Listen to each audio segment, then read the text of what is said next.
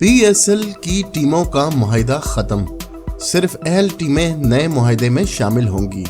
Pakistan super league PSL کی franchise کا 10 سالہ معاہدہ ختم ہو گیا ہے اور نئے معاہدے کی تیاریاں شروع کر دی گئی ہیں، تاہم صرف اہل ٹیمیں ہی نئی بولی میں شامل ہوں گی۔ Pakistan cricket board PCB headquarter میں PSL کے CEO سلمان نصیر کی زیر صدارت اجلاس ہوا، جہاں چارٹرڈ فارم EY مینا نے PSL کی ویلیویشن رپورٹ پیش کی۔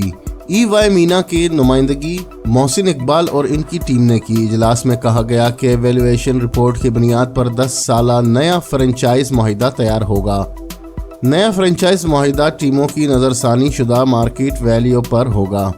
چارٹرڈ فارم EY مینا PSL کی فرنچائز کی نئی مارکیٹ ویلیو لگائے گی۔ چارٹرڈ فارم اگلے چند روز میں اپنا کام مکمل کر لے گی۔ PSL کی نئی بولی میں موجودہ ٹیموں میں سے صرف اہل ٹیمیں ہی بولی کا حصہ بن پائیں گی۔